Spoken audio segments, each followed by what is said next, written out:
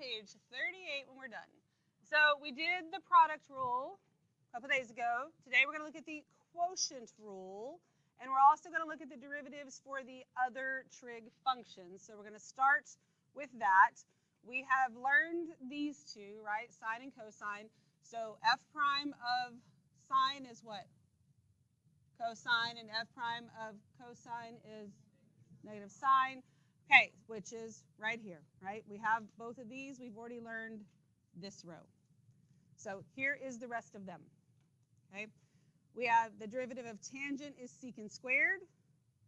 Cotangent is negative cosecant squared. Secant, secant tangent. Cosecant is negative cosecant cotangent. All right, so it's going to help us to find some patterns in this to remember them, okay? What is the reciprocal of secant? Cosine, right? Okay, so think about it this way. Secant equals 1 over cosine, which means the reciprocal of secant is cosine. Make sense? Okay. So, but we are matching it up with its co-function. So even though cosine is the reciprocal, it's not its co-function. Make sense? Because secant is the co-function of cosecant. That's why it's called cosecant, because it's the co-function, right? So if we learn just this column right here, look what happens over here.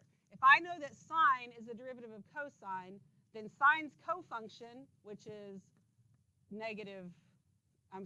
cosine, the derivative is just the negative co-function of that one. So look at this, tangent and secant squared. So the cotangent is negative cosecant squared. For secant, cosecant is negative instead of secant tangent, it's cosecant cotangent. Make sense? You see how the co's go together with that? That will help you. The good news is the majority of what we will see will be these and not these, but that doesn't mean that they wouldn't come up, okay? And then I'm going to show you, we already know for these two, whether they're positive or negative, that we can write sine, cosine, negative cosine, right? And then this tells me that the derivative of sine is cosine, derivative of cosine is negative sine, derivative of negative sine is negative cosine, and then the derivative of negative cosine is sine, right? They just go down the order there. Okay, and I feel like what I wrote in pink is pretty simple to remember, right? Just sine, cosine, sine, cosine.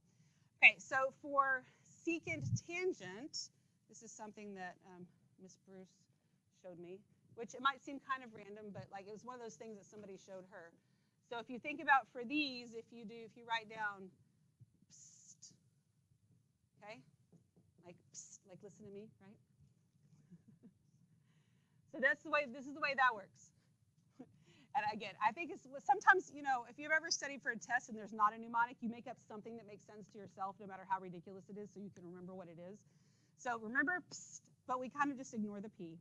He doesn't mean anything. But the derivative of tangent is secant times secant, which is secant squared.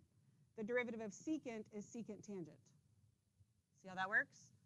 So derivative of tangent is secant squared. The derivative of secant is secant tangent. So just remember, psst. You with me on that? Okay. And it'll help you remember them. Because secant times secant is secant squared. So the derivative of tangent is secant times secant, which is secant squared. The derivative of secant is secant times tangent. So psst, ska and psst, right? Ska and psst. Okay. Okay. We good? And you can remember those. Okay, so let's rewind to the product rule real quick.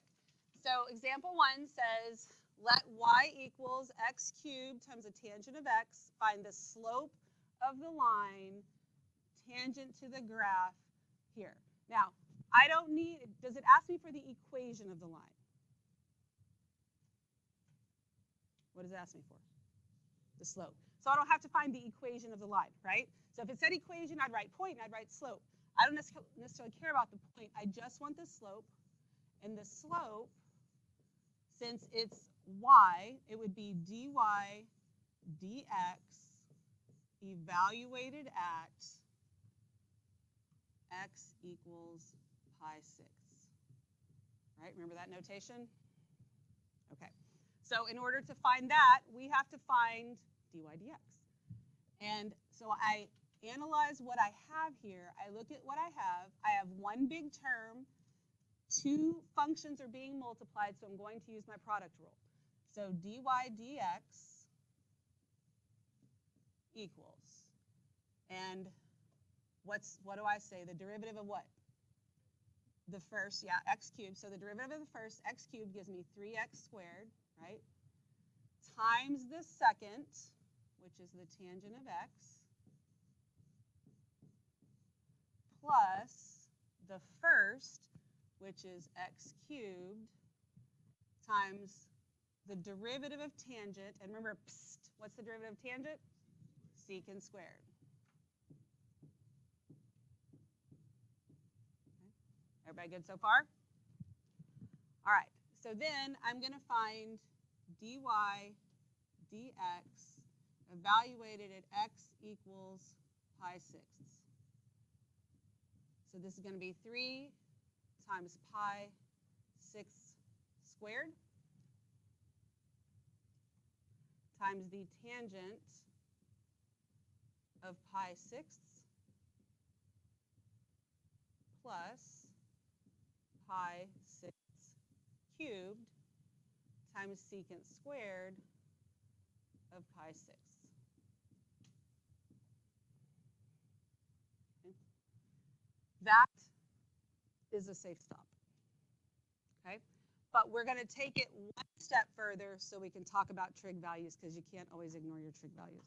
Okay, so we don't really worry. I'm not really worried about. I'm going to leave this as pi 6 squared. So, and I know we're kind of out of room as usual. This is start. I know it's driving y'all crazy. It's driving me crazy too. Maybe I'll do it like sideways up this way. So this is going to be 3 times pi 6 squared, right? Who can tell me what the tangent of pi 6 is? Yay! Square root of 3 over 3. You should be ashamed of yourself. Okay. Plus pi 6. See, it took a second, but you dug it out of the back of your brain, right? It's because I tried to drill it into your brain so hard. Pi 6, what, cubed? Okay. What is secant the reciprocal of? Cosine. What is the cosine of pi 6? Cosine of pi 6. Square root of 3 over 2. Okay, so guess what? Because we don't have to rationalize things and because we can leave things, it's a square root of 3 over 2. I want the reciprocal of that, right? Which is 2 over the square root of 3. I don't have to have the other version of it, and it's secant squared, and I would square it. Right? It's really 2 square roots of 3 over 3, right, is what you learned. And that's fine, and that there's nothing wrong with that. And there's a reason that we do that in pre-cal, and then we get to here and we don't have to do it anymore. But you can literally just take your sine, cosine, and tangent values and take the reciprocal, and you don't have to rationalize. Okay, so it actually makes the reciprocal functions a little easier. But you still have to know your sine, cosine, and tangent for sure. We good? And then we can simplify it more, but we're not. I just wanted to make sure we talked about those. Okay, we good? So this is the end of what I already have copied. And so then I'm going to start writing on them before I copy them, so I make sure that we have some more room to write. I don't know who writes on this and can make it fit, but it's definitely not me. Probably some of y'all, but I think not most of us. And up here I have to write bigger anyway, this stupid new board. Okay, so in example 1, we use the product rule to differentiate. We differentiated because we took a derivative, right? Just as some functions are the product of two functions, product means we're doing what? Multiplying. We can also work with the quotient. That means we're doing what? Dividing. As a result, it's convenient to have a derivative rule for these cases. All right, so for some reason, and I told y'all we do the product rule a specific way so it's consistent with the quotient rule. So I find it really interesting that the guy who makes the keys for this guy, he does the quotient rule a different way. Like why you wouldn't be consistent when you're, I don't know. So I'm telling you that because the key that I have, I'm going to work out my own. I just haven't had a chance yet. So if you're looking at the steps might be kind of different, but it's the same thing in the end, right? You're going to get the same thing. It's just the way in which he writes things down, which I find odd. But so here's how this works. Since you're taking the derivative of a quotient, you're going to end up with a quotient. So we are going to put quotient here, okay? And then our order of what we do things in is almost the exact same as the product rule. So, but instead of like them being next to each other, and we have a first and a second, we have a top and a bottom, but we'll talk about them as the first and the second, okay? So if we think of them that way, so then we take the derivative of the first, f prime of x, times the second, but since it's the quotient and not the product, we subtract, then it's the first, which is f of x, times the derivative of the second. So do you see how the pattern's the same? But because it's the quotient, it's subtraction instead of addition, all right? And that's not the only difference, but if you can get that pattern down for product rule, you've got it down for quotient rule. And then it's all over, like the denominator, you take whatever the denominator is over here, g of x, and you square it. Okay. We good with that? So it's still the derivative of the first times the second, then minus the first times the derivative of the second, all over the second squared. Okay, so if you got the product rule down, adding this to that, not that bad. Okay. And actually, the chain rule that you're already afraid of is not nearly as confusing as this. Okay, like the orders, it's not that bad. It's just easy to mess up, and that's what gets frustrating. All right, so we already talked about it. We know in calculus we only take one derivative at a time. So that means when you're looking at these, if you're going to multiply two things together, you're not going to take two derivatives at the same time. All right, and if we have them, just make sure we're keeping everything in line. We can also do it in terms of u and v, so it's not all the functiony stuff there. So if I have u over v prime, this is going to be, so again, it's a quotient. So the derivative of the first, u prime, times the second, minus the first times the derivative of the second, all over the second squared. And say those words in your head or out loud every time you do it, and you'll just, or let my voice haunt you in your head, whatever works for you, okay? So order matters big time here because there's subtraction, right? So you basically have to do it in this order. What I was saying before is what he does, instead of the derivative of the first times the second, he does the second times the derivative of the first. And I don't know why, but whatever works for him. And that doesn't mean that that's how Mr. Passwater does it, but that's how the guy that makes the keys is doing it. And yeah, we stole it from Brad. They aren't really stolen. He gave them to us, but whatever. That's Ackerman being funny. Okay, so let's flip this over. Let's do this, okay? So, example 1. This is in terms of y, and it's telling me to take the derivative. So dy dx equals, got a quotient, right? So I take the derivative of the first, what's that? What's the derivative of the top? 5, okay? Times the second, which is x squared plus 1, minus the first, which is 5x minus 2, times the derivative of the second, which is 2x. Okay. All over x squared plus 1 squared. Okay. We all good with that? All right, so let's clean this up a little bit. Let's leave the denominator as it is for right now, just as x squared plus 1 squared. All right, so if I distribute this right here, this will give me 5x squared plus 5. Yes? And when you distribute the next part, be careful with your signs, right? So this is going to be 2x times 5x, which is 10x, but I got to make it negative, right? So that's minus 10x. And then 2x times negative 2, but I have that other negative. So that's going to be plus 4x. Is that correct? Oh. Oh, it would be 10x squared. Thank you. Jeez Louise. Okay. We good with that? All right, so if I cleaned that up a little bit more, now if I put it in order and did this correctly, I would get negative 5x squared plus 4x plus 5.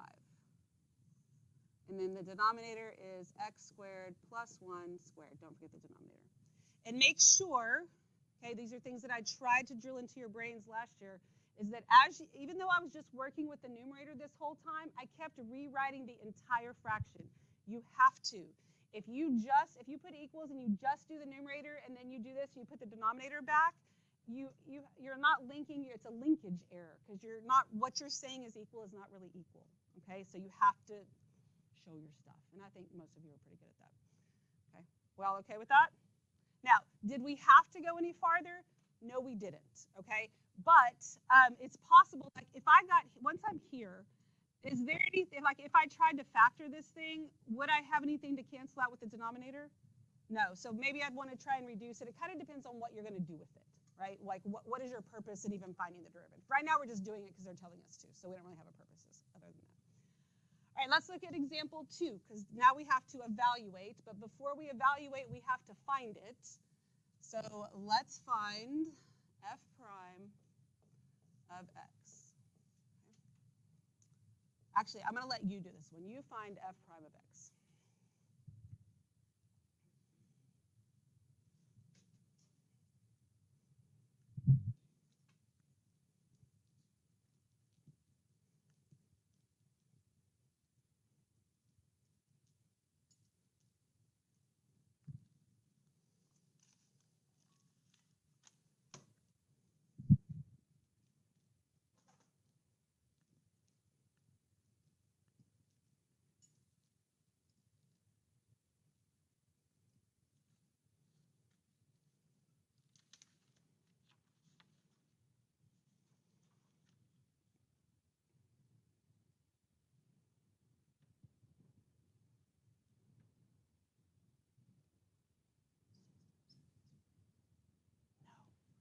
Yes.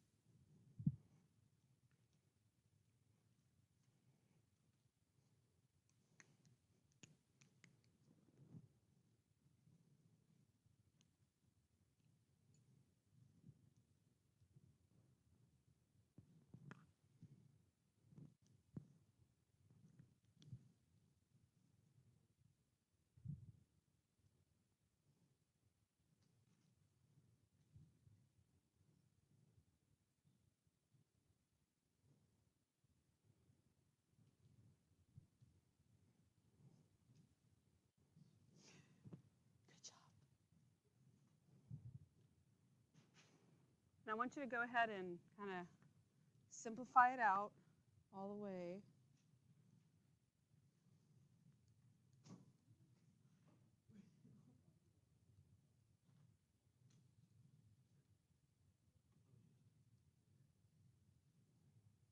And remember to say the derivative of the first times the second minus the second, minus the first. Oh, good Lord. Say it to yourself. Maybe you need to make a recording that you can put on when you're sleeping that says product rule, derivative of the first times the second. It's just like the whole time you're sleeping, it just be in your brain. How are we doing?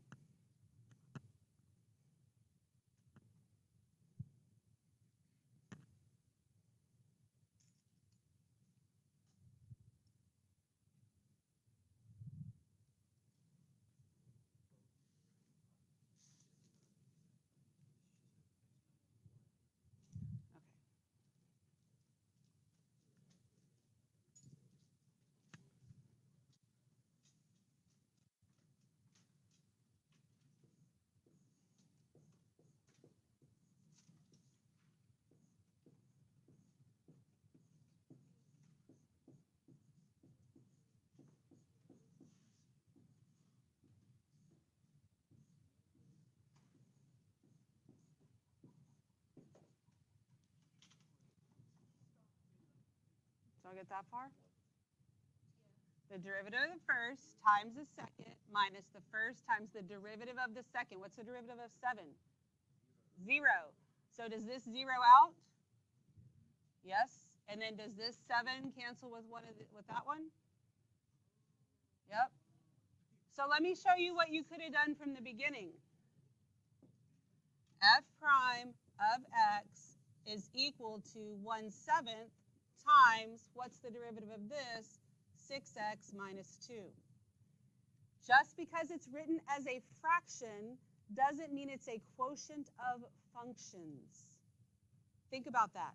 Couldn't I have rewritten the original one as f of x is equal to 1/7 times 3x squared minus 2x plus 3?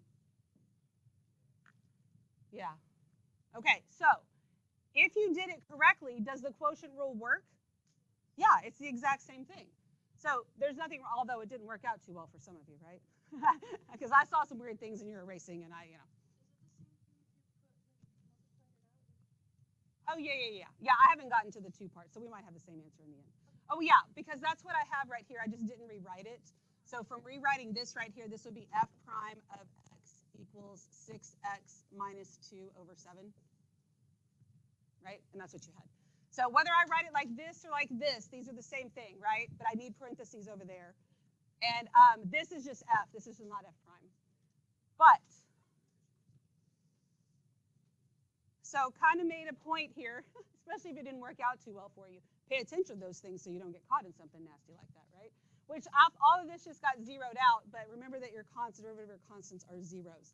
Also, if the denominator is just a constant, just make it a fraction out in the front. You're going to learn to love fractions, right? Because I don't hate them anymore. I'm going to put it out in front, and then my derivative's easier, right? Okay. So then, what? Go ahead. Oh yeah. If you distributed this and you got what 42x minus 14 over 49, yeah. And then when we're going to reduce it, then you have to just factor it back out. So yeah, as long as you got to the same thing, there's different ways to get there. Okay. But, and again, not wrong to do the quotient rule if you don't see the difference, as long as you get there correctly. But yeah, no, totally fine. So as long as you ended up with this as your derivative, whatever you did, possible you got lucky, but probably you did it right. Always hate to say you did it right, because maybe we didn't. All right, but then I want f prime of 2. And so we'll go with probably what y'all had was what, 6 times 2 minus 2 over 7. Is that 10/7? Yeah. Okay. We all good with that? Any questions? All right. Example 3 says, now that you have trust issues. So example 3, if I'm going to take the derivative of example 3, does it need the quotient rule? Yes. So just like, okay, let's go back to example 2 for just a second. Just like I don't need the product, and I'm going to write something, then I'm going to erase it so you don't have to write it. If I have x times the sine of x, that requires the product rule, right? You agree with that? If I have 5 times the sine of x, is this still a product? It is, right? Does it require the product rule? No, but I could use it. The derivative of the first, the derivative of 5 is 0, times the second, which is sine of x, right? Plus the first times the derivative of the second, and this zeroes out. So just like with the product rule, I could force it, but instead of doing that, ask yourself, when you have a product, is it a product of 2 functions that have variables in it? So is it a quotient that has a variable in the denominator, right? And if not, if the variable is just in the denominator, like if it's 1 over x squared, you can make that into x to the negative 2 power, right? There's other ways to get there. But quotient rule works just like product rule works here. We just don't have to do it, and it's easier if you don't. All right. So then when we look at this one, and yes, I have a quotient, and yes, I have variables in both, so I totally need my quotient rule, right? But before we do that, let's see if we even want the derivative. It says the instantaneous rate of change of g at x equals 4. Do you know what the instantaneous rate of change means? Slope. It means the rate of change of something. So here on these lines, because it's not talking about this g of x, But here, these are constant rates of change because they're pieces of lines, right? If I have a curve, right, whatever my curve is, whatever that function looks like, then the instantaneous rate of change when x equals 4, so if x is 4 right here, then it's the slope of the line at that point. So all it's asking us for, what tells us the slope and what we've learned how to do? How do we find the slope? The derivative, right? The derivative is the slope at a point, and specifically at 4 is what we want. So it's all it's saying when it says this is find the slope, which in turn means find the derivative. Okay, so don't let the words throw you off. It says find the derivative, evaluated at 4. That's what those words mean. So we have g of x. We want g prime of x. All right, derivative of the first, what would that be? Cosine of x, right? Times the second, which is 3x squared. Then what? Minus the first, which is the sine of x, times 6x, good, all over the denominator squared. Okay. Now, if I'm going to evaluate it, I've got a couple of options. I could go ahead and clean this up a little bit, but I don't necessarily need to. I could go ahead and substitute it in and then just deal with the numbers, right? I don't have to do anything else algebraically. And so here, I'm going to have g prime of 4. And let's just substitute it into what we have. I have the cosine of 4. Is that something we know? No. Times 3 times 4 squared.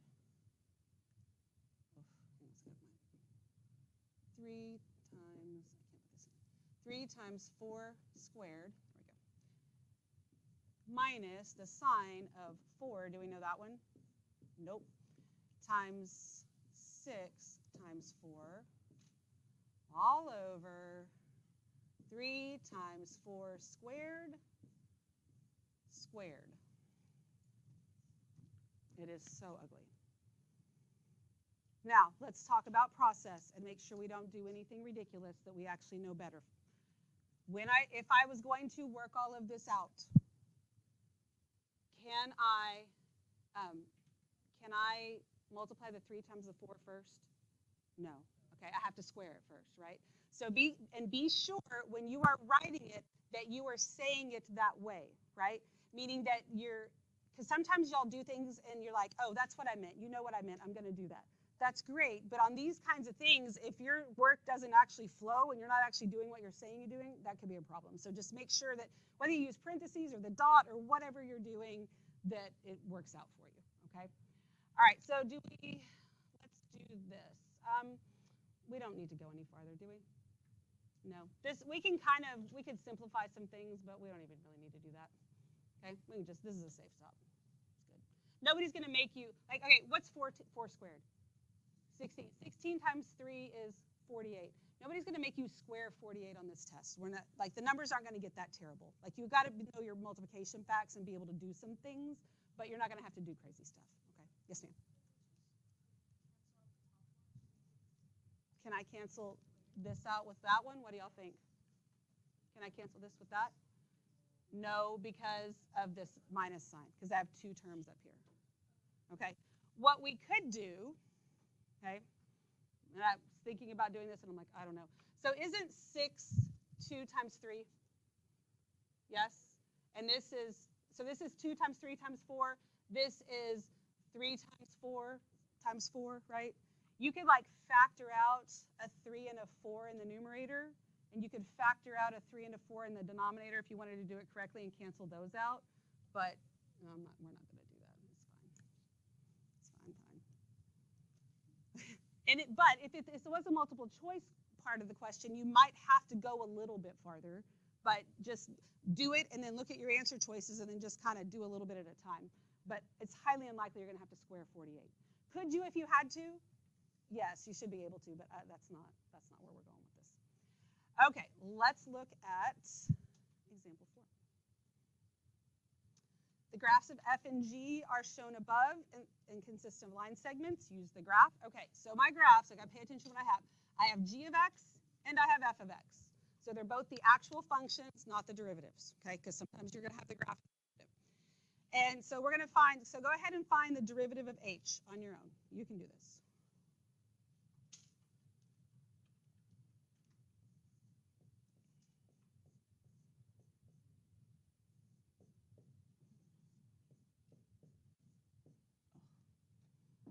Maybe I can't do this.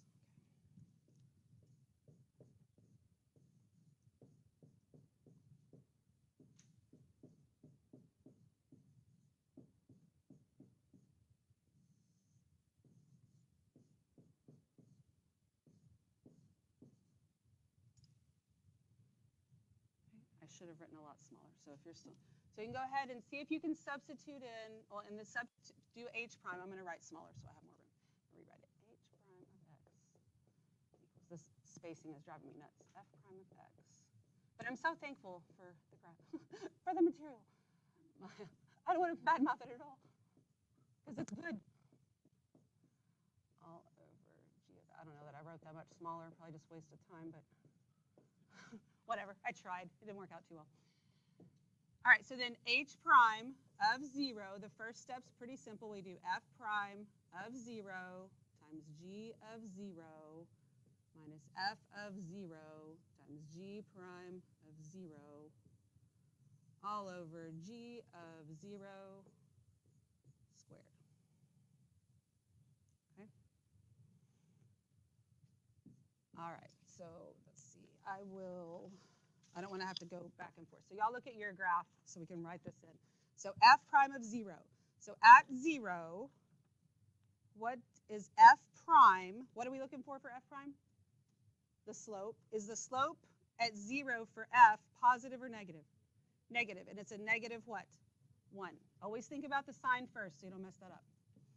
Then g of 0. What is g of 0? 5. Okay, well, okay with that? Just stop me if you don't know where something's coming from. Minus, what is f of 0? 4. Yeah, be careful with those. They're not necessarily meant to be tricky, but they can be. So g prime of 0, is it going to be positive or negative? Positive, and it's a positive what? 2. Okay. And then over, what is g of 0? 5 squared. So let me ask you a question. Can I cancel these 5s out? No. And you know that for sure, right? That would be the same as canceling this out right here. And I know you know that's wrong, but I know when it looks like this, it doesn't seem as obviously wrong as something like that. Okay, so just be careful not to get caught in that. So this gives me, I guess I'm going to go up here with this. Negative 5 minus 8, right, over 25, which then gives me negative 13 over 25. Y'all agree with that? And I agree with the key. Good for me. Okay. We all good? We just need more space. All right, so you work through the rest of these. Let's see what you can do. Just work, yeah, just do the next 3. Check with each other. Let me know if you have questions. I'll put the answers up there so you know. No, well, I mean, I'm not going to work it. I'm just going to put them up there. It's not going to, if you know the value at the end, it's not going to help you. So, but that way when you get to the end, you'll know if you're